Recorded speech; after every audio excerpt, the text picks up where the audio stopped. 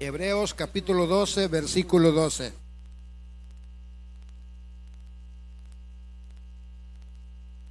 Dice la palabra de Dios: por lo cual levantad las manos caídas y las rodillas paralizadas, y haced sendas derechas para vuestros pies, para que lo cojo no se salga del camino, sino que sea sanado. Vamos a entrar en contexto ya, mis hermanos, a dar una despedida de esta carta tan maravillosa como la carta de Hebreos. No olvidemos que empezamos el día martes enseñando la primera palabra que dimos, y es que Pablo, por supuesto, que creemos que es el escritor de esta carta, aunque unos no se ponen de acuerdo, pero nosotros sentimos que es el apóstol Pablo por ciertos detalles que tiene la carta.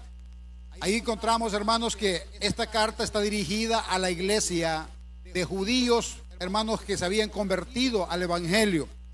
Pero esta gente estaba cruzando un serio dilema, un serio problema, porque ellos creían que ¿cómo se llama? Que Cristo no era tan digno para padecer por causa de él. Pero el escritor de la carta de los Hebreos les enseña a todos ellos, hermanos, que no hay cosa más digna y más gloriosa que padecer por la causa de Jesucristo. Y ahí, hermanos, en toda esta carta hay 4 panoramas, hermanos, que se expone ahí. El primer panorama, en los primeros 2 capítulos, está, hermanos, que Jesucristo es superior a los ángeles y a los arcángeles tan admirados por los judíos. En la segunda parte también, hermanos, que fue expuesta el día jueves, hermanos, ahí también nos expone que, ¿cómo se llama? Uno de los hombres admirados por los judíos es Moisés. Y ahí también el escritor de la carta expone que Moisés es un pequeñito a la par de Jesucristo, porque Jesucristo es el mayor profeta, más grande que Moisés, y no existe un profeta como nuestro Cristo. Después, hermanos, se nos enseña más adelante, en los capítulos 5 en adelante, también se nos enseña que Jesucristo es más grande que todos los sumos sacerdotes que Israel había tenido. Hermanos, no había cosa más admirada para un judío que un sumo sacerdote. ¿Por qué? Porque ellos una vez al año entraban en el lugar santo y se presentaban delante de la presencia de Dios, hermanos, y ahí, escúcheme bien, servían como un intermediario para que Israel le fueran perdonados sus pecados por un año. Ahí es expuesto, hermanos, que Cristo es sumo sacerdote, y es un sacerdocio que no nació en la tribu de Leví, sino que nació del cielo. Desde el versículo capítulo 8 y 10 se nos enseña, hermanos, algo que también los judíos admiraban. Y los judíos admiraban, hermanos, los sacrificios y los corderos que se ofrecían en ese lugar santísimo. Pero ahí el escritor también les explica que el mayor y más grande cordero no entró en el lugar santísimo, sino que dice que traspasó, dice, el santuario de los cielos, y se llama Jesucristo, Rey de Reyes y Señor de Señores. Escúchame bien, esos sumos sacerdotes eran tan admirados. ¿Cómo se llama? Los corderos y todos los sacrificios que se hacían en el altar, para ellos, hermanos, era una cuestión, hermanos, increíble para los judíos.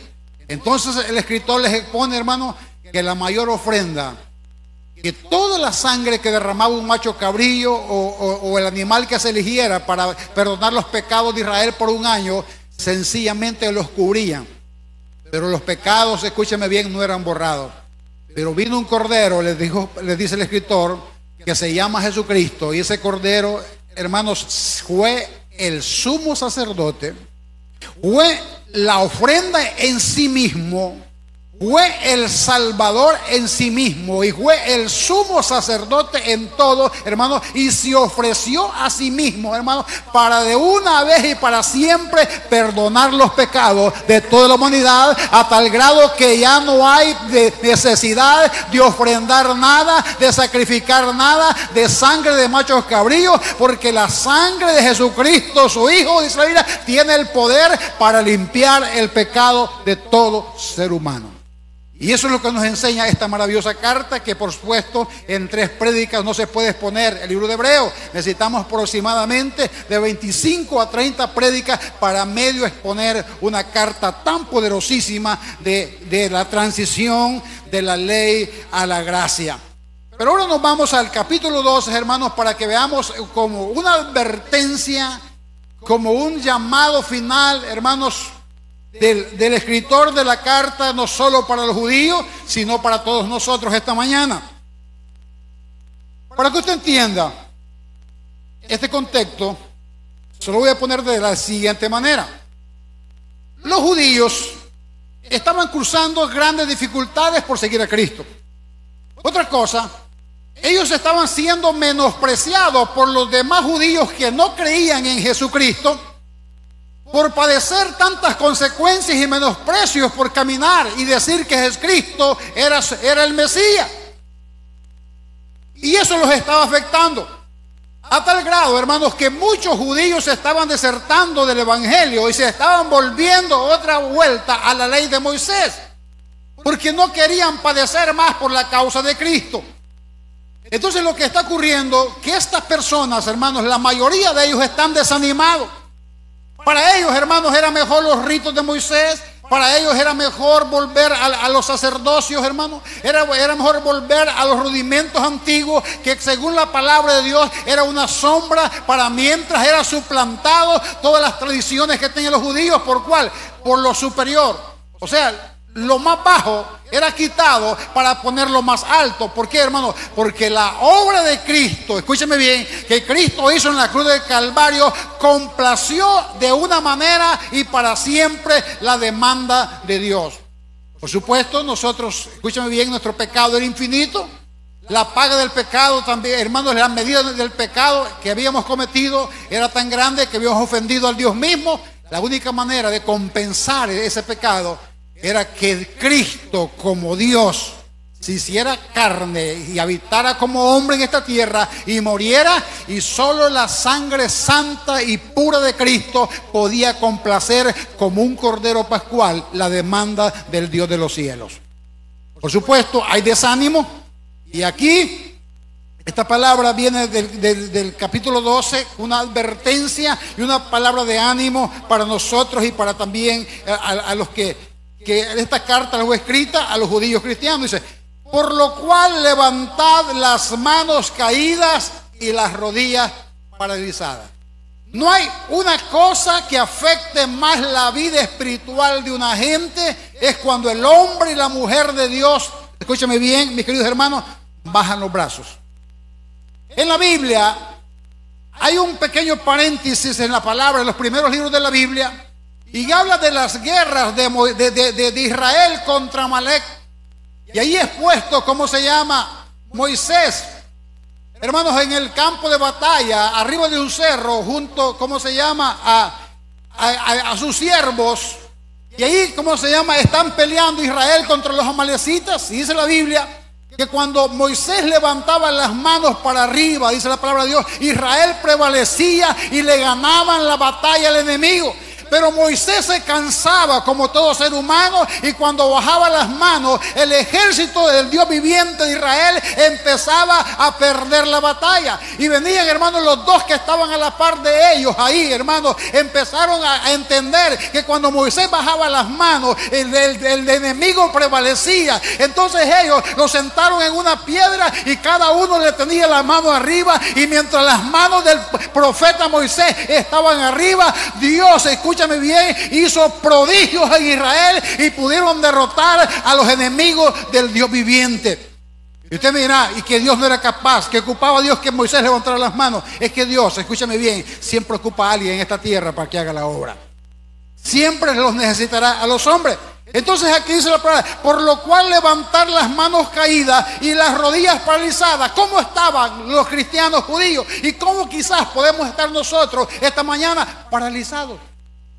Hermanos, a veces nosotros nos podemos convertir fácilmente en cristianos, en cristianos doblegados, en cristianos sin ningún ánimo en nuestra vida, simplemente cumpliendo ritos de iglesia, simplemente congregarnos, oramos, no le sentimos gusto a la oración, no le sentimos ningún fervor a la alabanza, no le sentimos ningún gusto a las palabras, porque como que estamos medios muertos y vivos, hermanos. Pero ¿qué nos dice la palabra de Dios? Dice, por lo cual levantad las manos caídas. ¿Qué nos está diciendo el Espíritu de Dios por la palabra esta mañana? Que usted y yo tenemos que volver a tener ese movimiento en la palabra, ese movimiento en el hacer espiritual, en el hacer de las cosas de Dios. Entonces levantad las manos caídas y las rodillas paralizadas.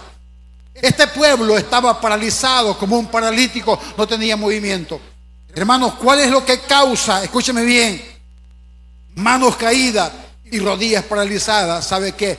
Falta de fe.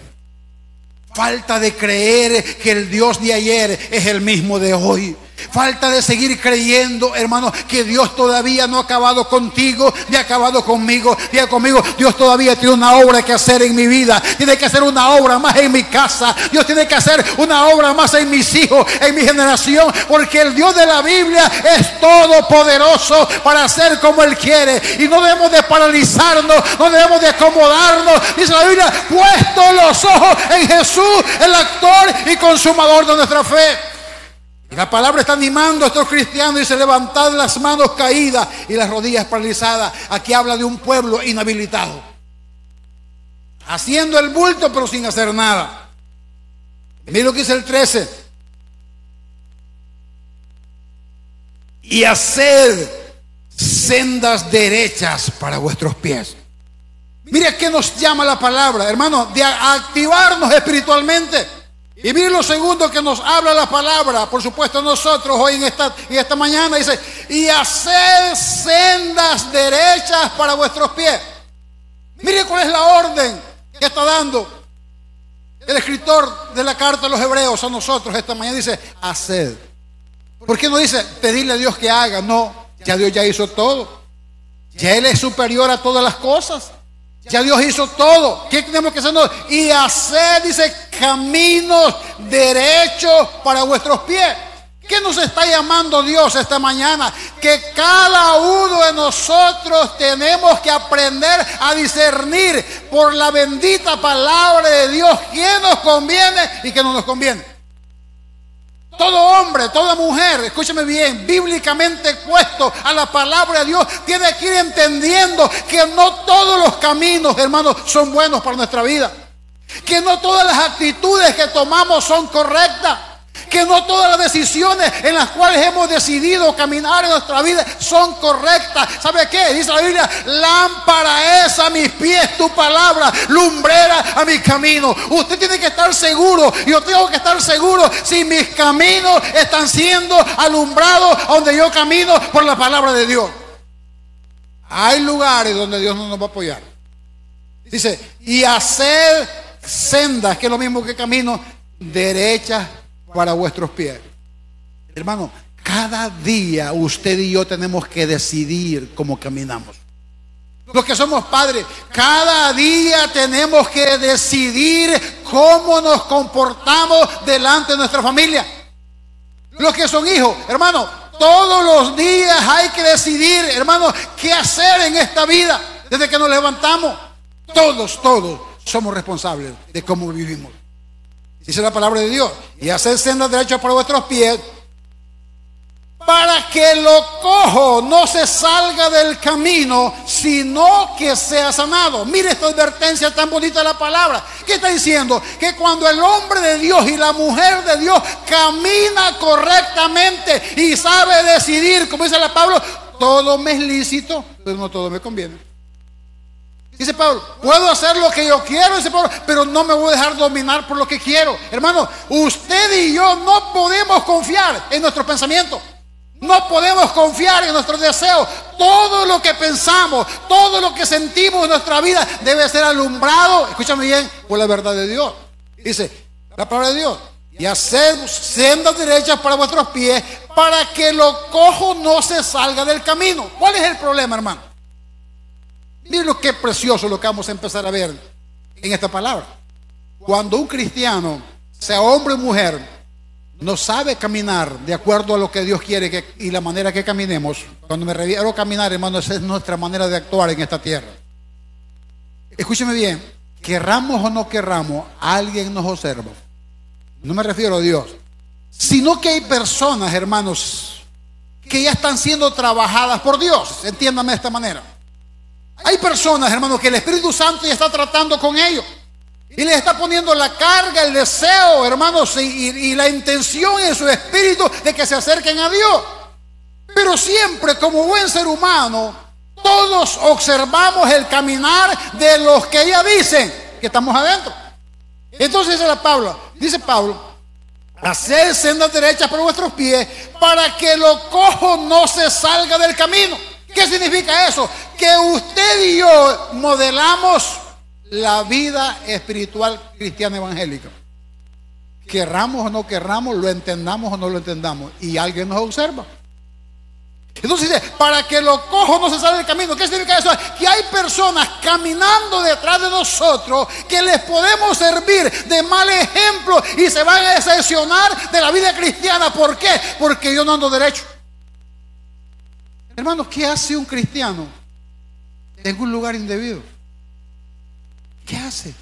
No solo está, tal vez él tenga la madurez para hacerlo, pero el otro que anda detrás de uno no la va a tener. Dice, ve, dice, y mire, ve, y ya, lo desanimamos. Por eso es para que lo cojo. ¿Cuál es lo cojo, hermano? Aquellos que tienen la vista puesta en nosotros. Porque hay gente que dice, no, yo estoy bien con Dios. No, el que está bien con Dios, Dios solo está, dice en paz con todo, dice. Y aún con sus enemigos van a estar en paz. Porque la gente dice, mira, vos me cae mal, pero como no se mete conmigo, ay, déjalo. Dice, para que lo cojo, dice, no se salga del camino, sino que sea sanado. Hermano, cada vez que tú decides caminar correctamente la vida cristiana, la gente te observa. ¿Y sabe qué es lo que hace la gente, hermano? Va a seguir a Dios por el testimonio y el actuar de nuestras vidas. Vámonos al 14. Y mírenlas.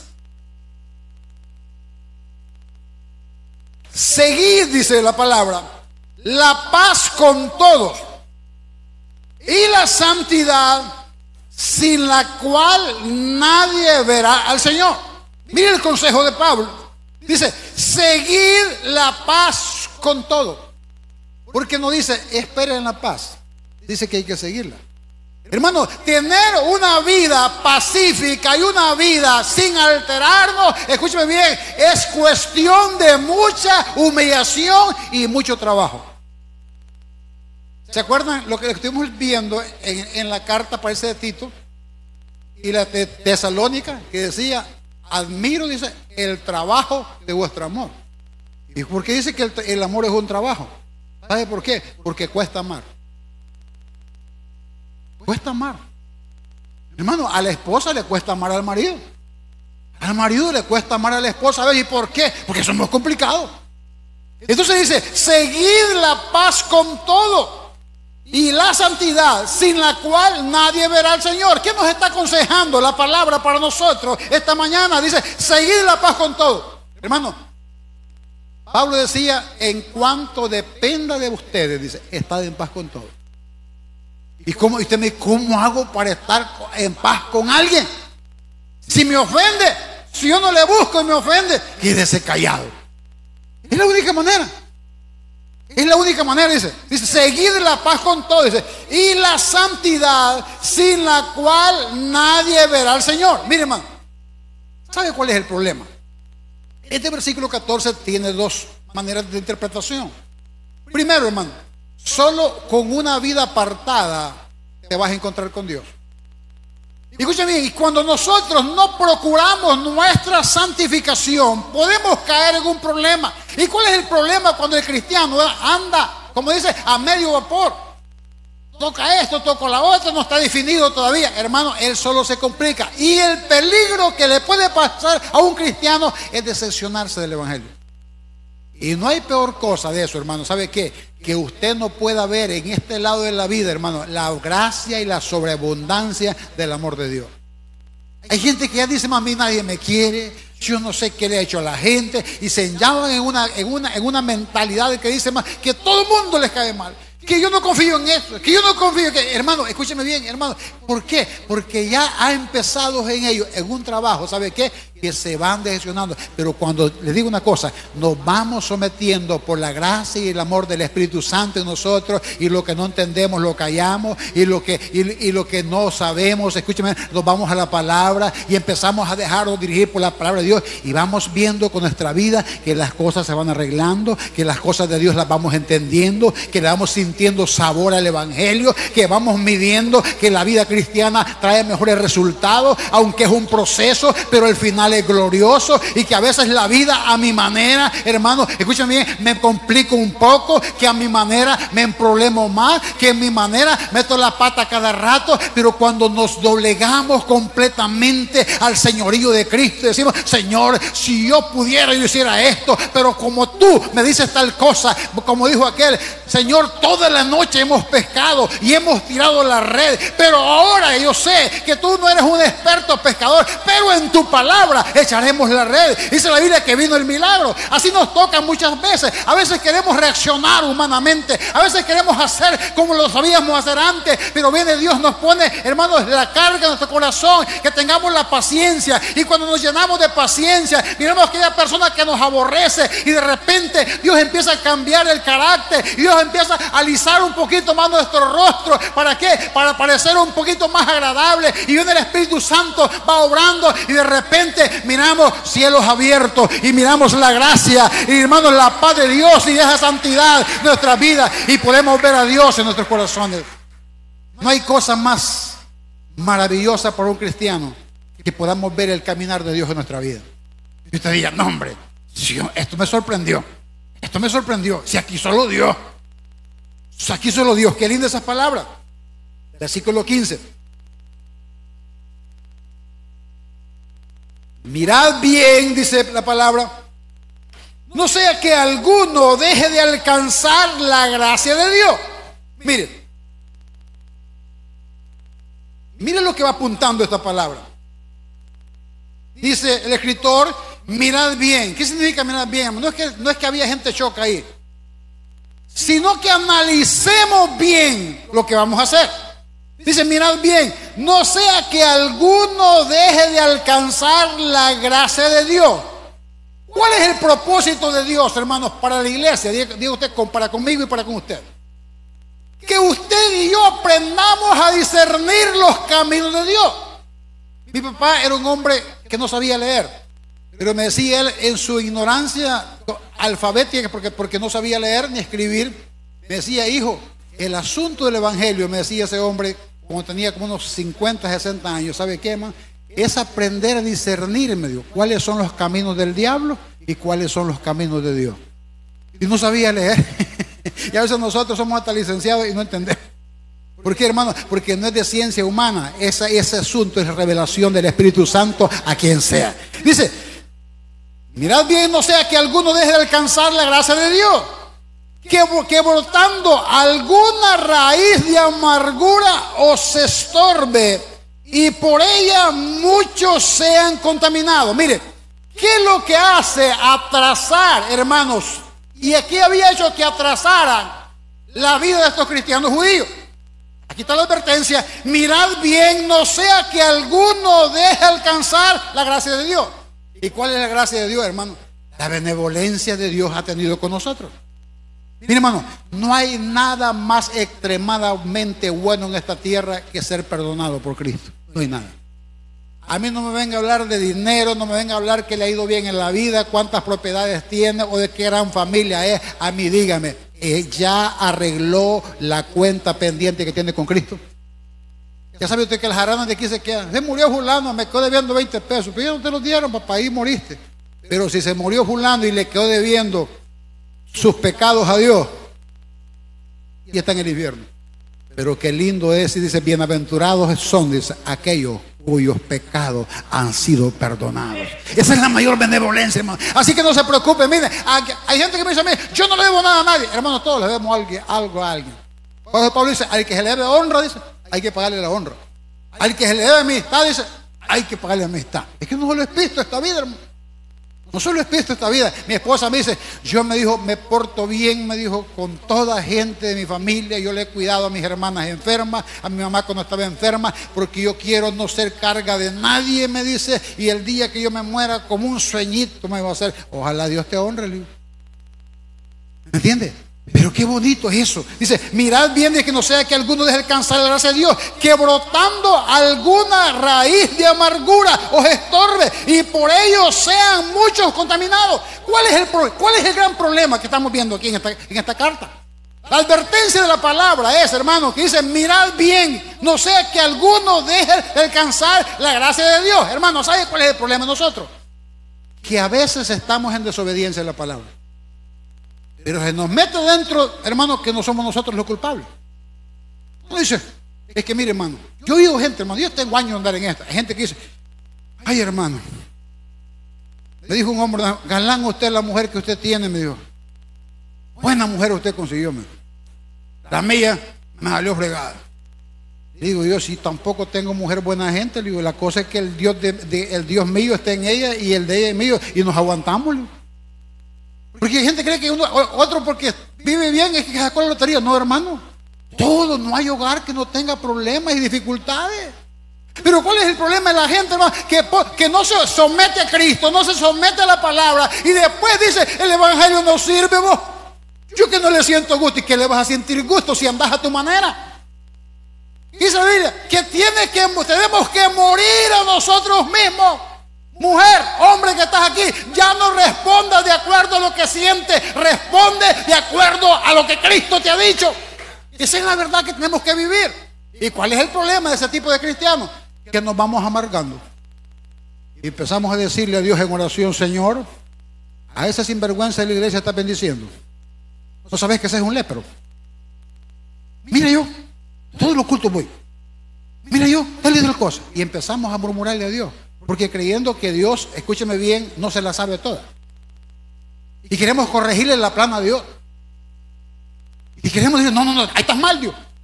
Nos volvemos consejeros hasta de Dios. ¿Y cuál es el problema? Que nos vamos amargando.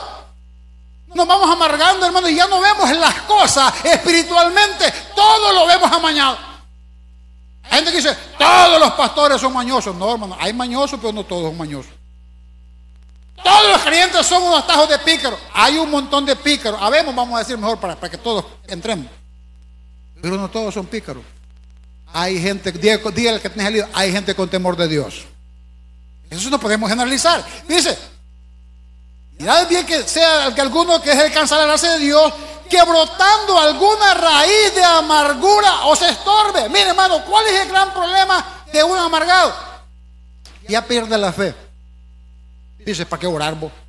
Yo antes oraba y nunca Dios me dio nada. Hermano, y tiene 20 años y no se ha enfermado ni un catarro, el desgraciado, dice que Dios no le ha dado nada. Hermano, hay gente que es alentadísima. Hay gente, hermano, que tiene buena familia. Hay gente que tiene un buen apetito. Y hay pobre gente, hermano, que lo llevan a la mejor carne y riquísima. Me dice, pura masa, dice que a la lengua no tiene sabor. Le pueden dar lo que sea. Pero escúchame bien, hermano, usted y yo tenemos que ser agradecidos con Dios. Hermano, ayer en la noche mucha gente se fue de este mundo y se fue sin Cristo, y usted amaneció quizás con dolama, quizás enjaramado, pero está aquí alabando al que es verdadero, alabando al que es glorioso, alabando al que es santo y sublime, nuestro Dios. Y eso es un beneficio. Y hay pobres que están temblando ahorita con una gran goma. Y dicen, qué bárbaro, mucho guardo nos dio cuyaya, dice. Y no se han levantado de la zumba todavía. Y nosotros estamos aquí, miren, personalmente con dolama, pero estamos alabando al que merece toda gloria y toda honra. Dice, os estorbe y por ella muchos sean contaminados. Hermano, un cristiano amargado, en vez de dar un buen testimonio, da lástima. Un cristiano amargado no se queda solo, contamina. ¿Sabe cómo es? Perdón el asunto que le voy a poner. Escúcheme bien, es como un chanchito. ¿Conoce los chanchitos usted, va? Que cuando agarra una mazorca, hermano, no se la come él solo. Lo que pasa, y así es la mulquita que anda el desgraciado, y empieza el bombazo de chanchos a seguirlo, hermano. Así es un amargado dentro de la iglesia. Dios le bendiga, hermano. ¿Y usted? ¿Por qué Dios le bendiga? Usted ni creyente es también. Y empieza. Ay, ¿y fulana? ¿Y qué pasó con fulana? Esa vieja me cae mal. Y empieza, hermano. ¿Y por qué? No, si no le defiende, si hasta de usted habla. Y empieza el amargado a contaminar. Y empieza, y viene el otro, ¿me entiende? Que también dice, y por ellas muchos sean contaminados. Hermano, la amargura es la peor desgracia del cristiano. Y usted mira, ¿cómo hago con la amargura? Porque a todos nos visita doña amargura. ¿Qué hago, hermano? ¿Qué hago con la amargura? Usted tiene que decirle, hermano, que tiene razón. Quizás usted tenga razón lo que siente, pero aquí hay una cosa, mis queridos hermanos. Dice la Biblia, humillados pues bajo la poderosa mano de Dios, y Él los levantará cuando fuere tiempo. Hermano, quien sabe la medida, cómo lo va a llevar, es Dios, hermano. ¿Cuánta gente renegando de todo, renegando de los hijos, renegando de la mujer, renegando de los vecinos? Hermano, deje de renegar nada. Usted alabe a Dios, usted bendiga a Dios, viva para Dios y déle la honra a Dios. Versículo 16. No sea, dice, que haya algún fornicario y profano como Esaú. Y aquí pone el ejemplo de uno que se amargó. Dice, no sea que haya algún fornicario. Esta palabra fornicario, hermanos, aquí se refiere, escúcheme bien, fornicación espiritual. Le pongo el contexto por qué Esaú se le nombra como un fornicario. ¿Sabe por qué? Él era el primogénito. Pero hermano, era un hombre que no le importaba agradar a Dios. Él vivía para comer, para vestir y para vivir. Como dice, pues, yo tengo mi vida. Me encanta esa gente y más me da lástima. Dice, yo déjeme vivir mi vida, que yo con mi vida hago lo que yo quiero. No podés, un día te vas a morir y vas a querer vivir y te vas a ir para el cementerio. El único dueño de todas las vidas de la gente es Dios, y Él la da y la quita cuando Él quiere, hermano. Así que aquí todos vivimos desviados. Dice, no sea que haya algún fornicario, dice, y profano. La palabra profano, tradúzcala por gente que menosprecia la vida. Y no es que no toma vitaminas y que no van al doctor. Es gente que menosprecia la vida. ¿Y quién es su vida y mi vida? Es Cristo. Dice, como Esaú, que por una sola comida vendió su primogenitura. Hermano, ¿quién era Esaú? Él, escúchame, era el elegido para la bendición donde nacía el pueblo de Israel. Pero a él le valía madre, hermano. ¿Qué? Dijo Esaú. Venía con hambre, no le salieron los planes. Y dijo, mirá, Jacob, ¿y qué tenés comiendo? Ay, tengo una sopita de lenteja, vos, Esaú. Y Jacob, que era tamagaspo, le dijo, ajá, ¿y qué pasó? Le dijo, ¿tenés hambre? Sí, le dijo, pero esta comida no te voy a darle, a menos que me des algo. Le dijo, prometeme que vas a renunciar a los primogenituras, le dijo. No, le dijo, pero al fin el hambre era más grande, hermano. ¿Y sabe qué, hermano? Le dio la palabra a Jacob, su hermano menor, que le vendía la primogenitura por un plato de sopa. Así hay mucha gente, hermano. El llamado de Dios está en su vida desde hace años. Hermano, la gracia de Dios se ha manifestado en su vida. Hay gente inconversa que Dios le ha sanado hijos.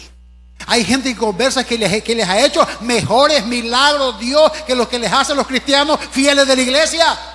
Les ha resuelto problemas, hermanos, que quizás gente dentro de la iglesia no se les ha resuelto a Dios. Pero Dios, en su bendita gracia, en su amor, en su misericordia, ha cuidado a tus hijos, ha cuidado a tu familia. Hermano, te tiene bien, te ha salvado la vida muchas veces. Y ahí estás, no te querés acercar. Dice que por una sola comida vendió su primogenitura. Versículo 17. Porque ya sabéis que aún después, deseando heredar la bendición, fue desechado. ¿Y cuál es la advertencia que está haciendo el escritor de la carta a los hebreos? Hermanos, escúcheme bien, que Dios tiene un llamado. La prédica del viernes se trató de eso. Si hoy oyere su voz, no endurezcáis vuestro corazón. Hermano, hay una realidad que pasa en todas las iglesias del mundo cristocéntrica. Siempre al final del culto hay un llamamiento. Yo siempre le digo a mi esposa, para muchas personas ese llamamiento significa la última vez que Dios les va a hablar. La última vez que Dios les va a hablar. Dice, y no hubo oportunidad para arrepentimiento, aunque la procuró con lágrimas. Cuando Esaú se da cuenta de lo que había perdido, hermano, quiso, pero ya era tarde, iba lejos del asunto. Versículo 18. Porque no, mire hermano, y aquí viene la advertencia que usted tiene que entender esta mañana para toda su vida. Porque no os habéis acercado al monte que se podía palpar y que ardía en fuego, a la oscuridad, a las tinieblas y a la tempestad. Y aquí el escritor hace un panorama. Le dice a los judíos y por supuesto a nosotros. Le dice: hermanos, los que estamos en Cristo no nos hemos acercado al monte Sinaí en el momento que Jehová le estaba dando las tablas de la ley a Moisés, que ardía, dice la Biblia, en fuego, en azufre, en terremoto, en humo y en tempestad. Que si un animal, dice, tocaba el monte, habían arqueros que lo iban a atravesar, porque ese animal, hermanos, quedaba como maldito que acercaba el monte. Cuando había tanta gloria en el lugar, había tanto poder en el lugar, hermanos, que nada la gloria de Dios lo tomaba todo. Pero ¿sabe lo que está comparando el escritor? Y dice: porque no nos habéis acercado al monte que se puede palpar, que es Sinaí, y que ardía en fuego, a la oscuridad, a las tinieblas y a la tempestad. Dice el 19: al sonido de la trompeta y a la voz del que hablaba, la cual los que la oyeron, dice, rogaron que no se hablase más. Mire cómo está comparando esto. Dice, ahí de ese monte le está recordando el escritor de Hebreo, y nos recuerda a nosotros esta mañana. Allá había una voz del que hablaba arriba de ese monte, que era Jehová mismo hablando con Moisés. Que cuando la gente le oía, se tapaban los oídos, porque era una palabra tan fuerte que no la podían resistir en su corazón, y rogasen que no se les hablase más. Versículo 20: porque no podían soportar lo que se ordenaba. Si aún una bestia tocar el monte, será apedreada o pasada con flechas. Y tan terrible era lo que se veía, que Moisés dijo: estoy espantado y temblando. Versículo 22: sino que os habéis acercado al monte de Sión, a la ciudad del Dios vivo. Mire cómo compara el escritor de Romanos a la iglesia. Le dice a estos judíos: señores, si a ustedes los espantó y a sus padres los espantó el Sinaí y la gloria del que había en el Sinaí, yo les digo, ya no es ese monte el que se han acercado. Se han acercado, dice. Y mire lo que dice: sino que os habéis acercado al monte de Sión, a la ciudad del Dios vivo. Hermano, la iglesia no cree que es menor que el monte Sinaí. Hermano, la iglesia, escúchame bien lo que dice Cristo, dice: a la Jerusalén la celestial, a la compañía de muchos millares de ángeles. Hermano, pertenecer, escúchame bien, al reino de Dios no es pertenecer a una pequeña reunión, a una pequeña congregación, a una pequeña lugar. No, hermano, dice, es pertenecer a la compañía de muchos millares de ángeles. Y mira lo que sigue siendo el 23: a la congregación de los primogénitos que están inscritos en los cielos, a Dios el juez de todo, a los espíritus de los justos hechos perfectos. Hermano, la iglesia del Dios vivo es la cuna de los hombres y mujeres que rindieron su vida para que la vida de Cristo se manifieste en ellos. Versículo 24: a Jesús, el mediador del nuevo pacto, y a la sangre rociada que habla mejor que la de Abel. ¿Qué está diciendo el escritor? Dice, señores, se han acercado a Jesús, el mediador del nuevo pacto. Mire, hermano, dice la Biblia que si el Hijo los perdona, ¿quién acusará a los escogidos de Jehová? Se puede levantar 1000 diablos, miles de personas a decirte que tú y yo somos los mayores desgraciados del mundo, pero hay un testimonio de sangre en tu vida que grita que mis pecados pasados, presentes y futuros han sido borrados delante del altar de Dios, y por su sangre tenemos entrada y libre acceso a la presencia de Dios. Ese es el evangelio, no es una religión. Y a la sangre rociada que habla mejor que la de Abel. Dice 25: mirad que no desechéis al que habla. Mire la advertencia que nos hace. No crea, hermanos, que las prédicas expuestas en la palabra de Dios son palabras de hombre. Jesús dijo: yo no vengo a juzgar a nadie, pero la palabra que habéis oído, esa te va a juzgar en el día postrero. Mirad que no se desechéis al que habla, porque si no escaparon aquellos que desecharon al que los amonestaba en la tierra, mucho menos nosotros si desecharemos al que amonesta de los cielos, la voz del cual conmovió entonces la tierra, pero ahora prometió diciendo: y aún una vez más, y conmoveré no solamente la tierra, sino también el cielo. Ese Cristo, ese Dios que conmovió el monte Sinaí al tal grado de convertirlo en una llama encendida como testimonio en la tierra de Palestina y delante de su pueblo Israel, dice: yo he prometido que una vez más conmoveré no solo la tierra, sino que se verán señales arriba y abajo, porque la gloria de ese Cordero es grande, sino también el cielo. Y esta frase aún una vez indica la remoción de las cosas movibles. ¿Qué está diciendo? Que todo lo que está establecido, como el sol, como la luna, como la tierra, dice la Biblia, será fundido, dice la Biblia, como el oro líquido, y no habrá más nada en la tierra, como cosas hechas para que queden las inconmovibles. ¿Cuánto amamos nuestras cositas? ¿Cuánto amamos nuestra ropita? ¿Cuánto amamos nuestros trastecitos, nuestras cositas que tenemos en esta tierra? Dice Dios, esas cosas son conmovibles, se van a perder. Dice, para que queden las inconmovibles.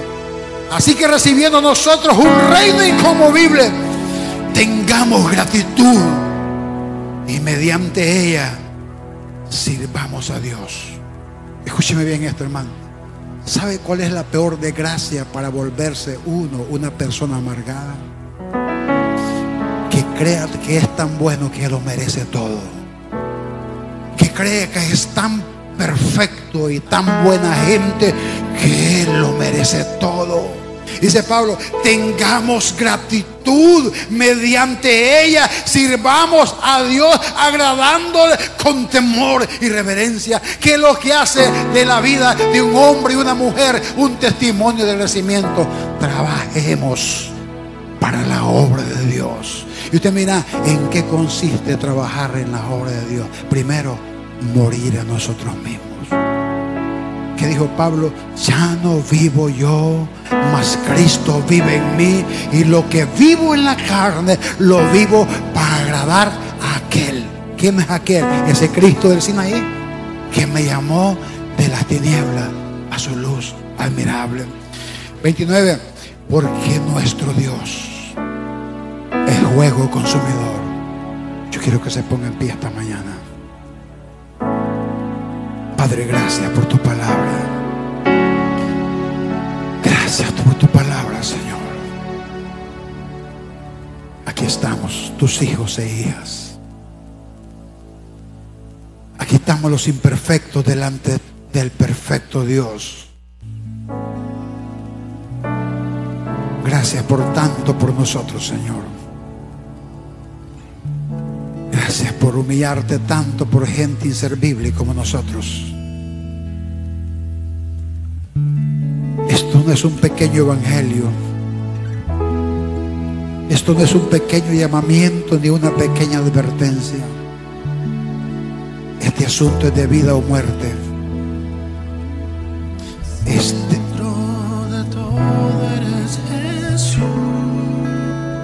Este asunto tiene que ver con vida eterna.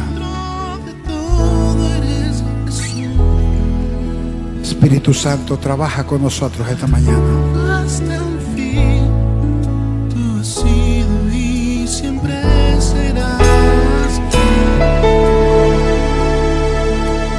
Cristo, tú eres el centro, nada importa más que tú. Aleluya. Todo el universo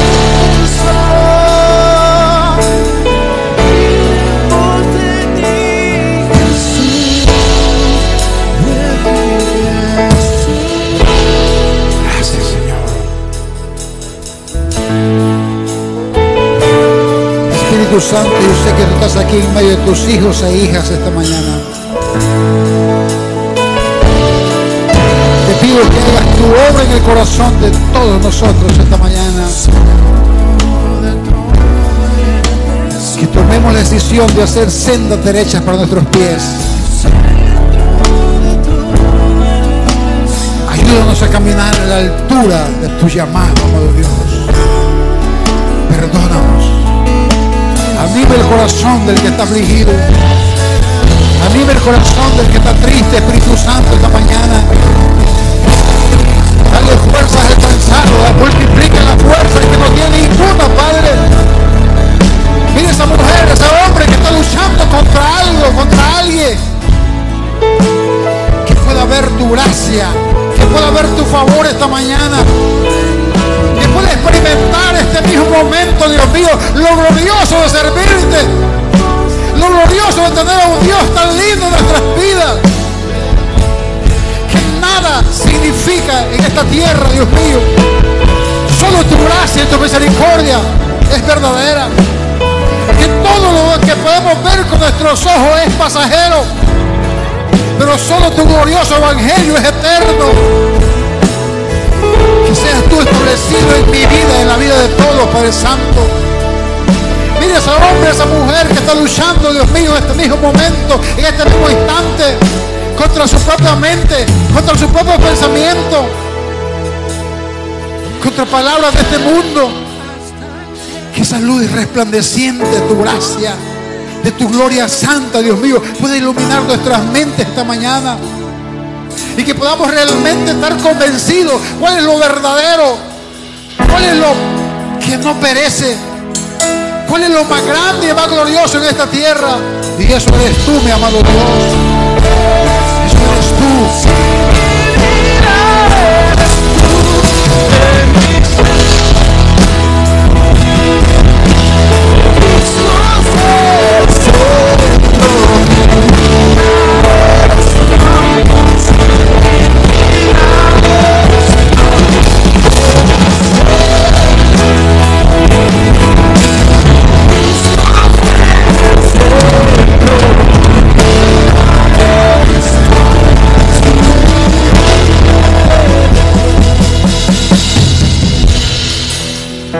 Padre, gracias, Dios mío.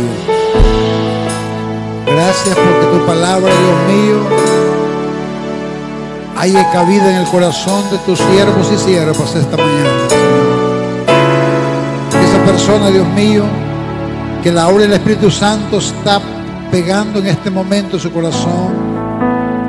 Si tú esta mañana puedes estar convencido en tu corazón que Jesucristo es la única fuente de salvación, que solo en Él hay vida eterna y que en nadie más en esta tierra hay esperanza, repite esta oración conmigo. Dile: Jesús, yo sé que tú eres Dios y que tú moriste por mí en la cruz del Calvario y que dejaste un legado de salvación a todo aquel que en Él cree.